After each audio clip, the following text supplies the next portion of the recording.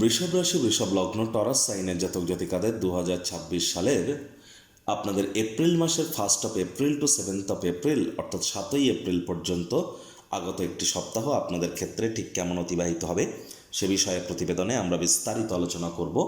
আলোচনাটি গ্রহগত এবং নক্ষত্রগত গোচরের ছক ধরে আমরা আলোচনা করতে চলেছি আপনাদের জীবনের প্রতিটি ক্ষেত্র নিয়ে। আলোচনাটি অত্যন্ত গুরুত্বপূর্ণ হবে, তার কারণ প্রথমত আমরা দেখব এ সপ্তাহে গুরু বৃহস্পতি তিনি আপনাদের লাভেশ, তিনি কিন্তু মার্গী হয়েছেন। বুধও কিন্তু আপনাদের ত্রিকোণপতি, আপনাদের অর্থেশ তিনিও কিন্তু মার্গী হয়েছেন। অঙ্গারক যোগ আপনাদের এতদিন চলছিল, এ সপ্তাহে আপনারা অঙ্গারক যোগ থেকেও কিন্তু মুক্তি পেতে চলেছেন। আবার এ সপ্তাহেই কিন্তু আমরা শনি মঙ্গল সূর্যের ত্রিগ্রহী যোগও পরিলক্ষিত করব। জড়ত্ব যোগ তো পুরো সপ্তাহটি জুড়েই চলবে, তাহলে স্কিপ না করে পুরোটাই শুনুন যদি ভিডিওটির প্রকৃত মর্মার্থ আপনারা উপলব্ধি করতে চান। পরিশেষে যেমন প্রতিকার নিয়ে আলোচনায় থাকি তেমনটি তো আছি। আলোচনাটি ইন জেনারেল হবে, অর্থাৎ এই পৃথিবীতে যতজন বৃষভ রাশির জাতক জাতিকা আছেন প্রত্যেকের জন্যই আলোচনা। আপনি চাইলে আপনার ব্যক্তিগত গণনা এনি টাইম আমাদের দ্বারাই করাতেই পারেন। এর জন্য স্ক্রিনে আমরা নাম্বার দিয়ে থাকি। শনিবার রবিবার অফিসে এসে ফেস টু ফেস সাক্ষাৎ আপনারা করতেই পারেন, অথবা by phone any time consultancy আপনারা নিতেই পারেন। তো চলুন আলোচনায় প্রবেশ করা যাক। বৃষভ রাশি বৃষভ লগ্ন টরাস সাইনের জাতক জাতিকারা কালপুরুষের রাশিচক্র অনুযায়ী দ্বিতীয়তম রাশির আন্ডারে আপনারা পড়েন। আপনাদের রাশির মালিককে শুক্র। আর স্ক্রিনে আপনারা যে চার্টটি দেখতে পাচ্ছেন এটি বৃষভ রাশির জাতক জাতিকাদের 2026 সালের 1 এপ্রিল আপনাদের গ্রহগত গোচরের ছক ঠিক এমনটিই কিন্তু দেখাবে। ফার্স্ট হাউস যেখানে 2 লেখা আছে, গুলিয়ে ফেলবেন না, এটিই কিন্তু আপনাদের ফার্স্ট হাউস। আর আপনাদের সেকেন্ড হাউস যেখানে 3 লেখা, সেখানে গুরু বৃহস্পতি নিজের নক্ষত্র পুনর্বসুতে মার্গী, তবে তিনি এখনও অতিচারী আছেন। কেতু নিজের নক্ষত্র মঘা নক্ষত্রে গোচর করেছে সুখভাবে, দুর্দান্ত একটি পরিবর্তন। চন্দ্র সপ্তাহটি শুরুয়াত করবে আপনাদের ত্রিকোণ ভাব থেকে, 2-2.5 দিন অন্তর অন্তর চন্দ্র রাশি পরিবর্তন করবে। মঙ্গল বুধ রাহুর ত্রিগ্রহী যোগ আমরা পরিলক্ষিত করছি আপনাদের কর্মস্থানে। তবে মঙ্গল 2 তারিখে রাশি পরিবর্তন করে শনি সূর্যের সাথে সম্মিলিত হবে আপনাদের লাভ পাবে। তবে বুধ রাহুর জড়ত্ব যোগ কিন্তু পুরো সপ্তাহটি জুড়েই থাকছে। তবে বুধ মার্গী হয়েছে, রাহু নিজের নক্ষত্র শতবিশাতে গোচর করছে। মঙ্গল কিন্তু 6 তারিখে শনির নক্ষত্র উত্তর ভাদ্রপদে গোচর করবে, শনির সাথেই থাকবে। শনি নিজেও নিজের নক্ষত্র উত্তর ভাদ্রপদে গোচর করছে, আর সূর্য রেবতী নক্ষত্রে বুধের। আর শুক্র কিন্তু 6 তারিখের পর ভরণী নক্ষত্রে নিজের নক্ষত্রে গোচর করে যাবে আপনাদের মোক্ষের ভাব ব্যয়ের ভাবে গোচর করে। প্রথমে এই যে বিষয় সম্পর্কে আপনাদেরকে আমরা অবগত করার প্রচেষ্টা করব। দেখুন, এখানে কিন্তু কেতু প্রায় ধরতে গেলে 18 বছর পর আপনাদের সুখভাবে গোচর করাকালীন তিনি নিজের নক্ষত্র মঘা নক্ষত্রে গোচর করছেন। দুর্দান্ত একটি সংযোগ এটি। আর এই সংযোগটি এখানে আমরা দুর্দান্ত বলছি বুঝতেই পারবেন। প্রথম কথা, কেতুর নক্ষত্র তো মঘা নক্ষত্র, কেতু নিজের নক্ষত্র হয়তো গোচর করছে, কিন্তু মঘা নক্ষত্রের সিম্বল কিন্তু একটি সিংহাসন, অর্থাৎ একটি থ্রোন, সিংহাসন, যা রাজা বা রাজত্বকে নির্দেশ করে। তাহলে এই কেতুর মঘা নক্ষত্রে গোচর আপনাদের সুখভাবে আপনাদের অনেকের ক্ষেত্রেই কিন্তু আপনাদের রাজত্ব বা রাজপাটের শুরুয়াত করতে চলেছেন, আপনাদেরকে সিংহাসন প্রদান করতে চলেছেন এই কেতু। যদি জন্মছকে আপনাদের কেতু মজবুত পজিশনে থেকে থাকে তো আপনাদের মধ্যে যে সমস্ত বৃষভ রাশির জাতক জাতিকাদের জমি বাড়ি গাড়ি বা পার্থিব সুখ শান্তি সমৃদ্ধির নিরিখে, অথবা মায়ের তরফ থেকে, অথবা শ্বশুর মশাইয়ের তরফ থেকে, শ্বশুর বাড়ির তরফ থেকে, অথবা কর্মক্ষেত্রে কর্মস্থানে, অথবা বিদেশের তরফ থেকে, বা কোনো প্রকার লোন বা এই ধরনের ক্ষেত্রে যা যা মনোকষ্ট আপনারা প্রাপ্তি করেছেন সে সমস্ত জায়গার হিসাব কিন্তু এবার কেতু মহারাজ নেবেন। এ সমস্ত জায়গাতে আপনাদের প্রাপ্তিই কিন্তু আপনারা পরিলক্ষিত করতে চলেছেন। তবে এর জন্য আমি আবারও বলছি, জন্মছকে কেতুর মজবুত পজিশন কিন্তু অত্যাবশ্যক, এটি কিন্তু মাথায় রাখতে হবে। আর জন্মছকে কেতু যেখানে বসে আছে সেই গৃহ ওরিয়েন্টেড ব্যাপারে একটু কেয়ারলেস, একটু উদাসীন হওয়াও কিন্তু ভালো, কারণ কেতু মিন্স কিন্তু ডিট্যাচমেন্ট। আবার গুরু বৃহস্পতি তিনি তো আপনাদের লাভেশ, তিনি মার্গী হয়েছেন, তাহলে লাভের মাত্রা আপনাদের অবশ্যই বাড়বে। তিনি পূর্ণ দৃষ্টি দিয়ে অষ্টমপতি অষ্টম ভাবকে দেখবেন।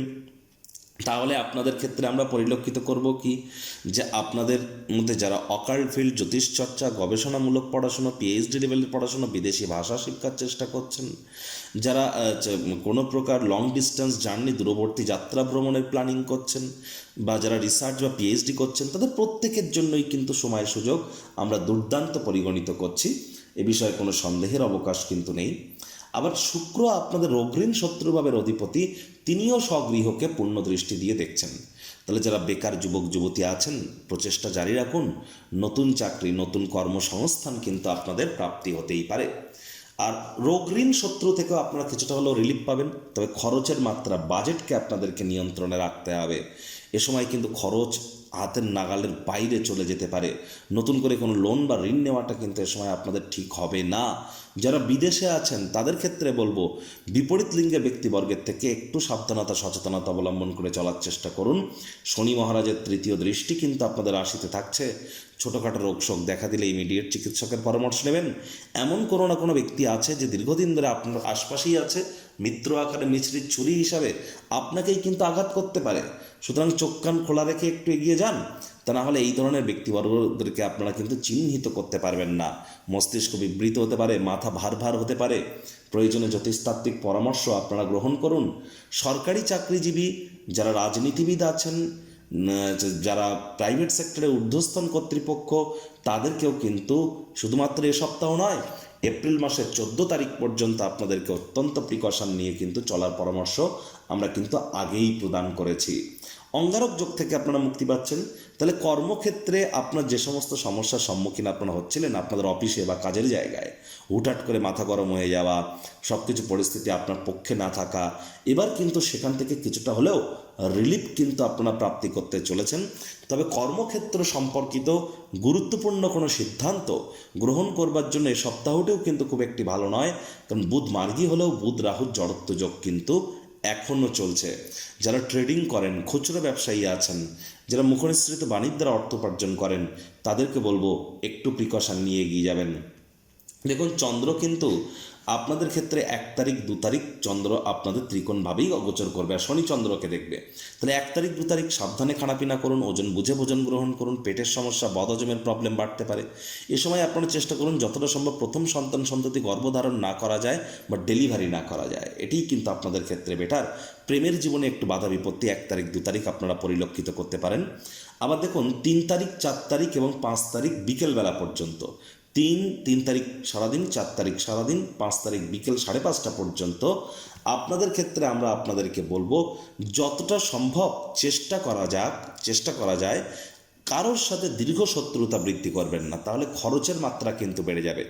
শত্রুপক্ষ আপনার উপরে হাবি হলেও আপনি ওয়েট অ্যান্ড ওয়াচ পলিসি গ্রহণ করুন।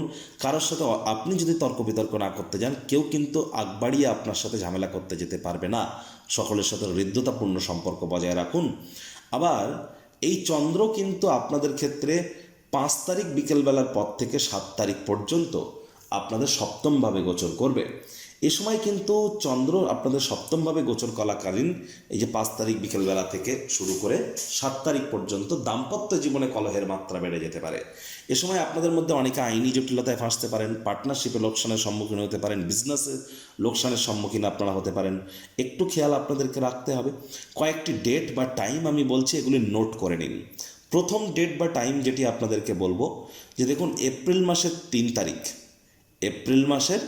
3 তারিখ সন্ধ্যে 7:30 থেকে এপ্রিল মাসের 4 তারিখ রাত 9:30 পর্যন্ত, এই যে সময়টিতে আপনারা কিন্তু না চাইতেও কোনো ভুল কিন্তু করে বসতে পারেন। শত্রুপক্ষের দ্বারা ক্ষতিগ্রস্ত হতে পারেন, প্রতারণার শিকার আপনারা হতে পারেন, কোনো ধার দেনায় বা কোনো প্রকার বিনিয়োগের ক্ষেত্রে মারাত্মক কোনো ভুল করে বসতে পারেন, আর্থিক লেনদেনের ক্ষেত্রে কোনো বড় ভুল করে বসতে পারেন, ঘুমের সমস্যার সময় দেখা দিতে পারে। এ সময় কিন্তু চোখ কান খোলা রেখে আপনাদেরকে চলতে হবে। আরও একটা ডেট আপনাদেরকে বলছি, এটি আপনারা নোট করে রাখুন। এপ্রিল মাসের 6 তারিখ ভোর 12:07 অর্থাৎ মধ্যরাত। এপ্রিল মাসের 6 তারিখ সকাল 12:07 থেকে শুরু করে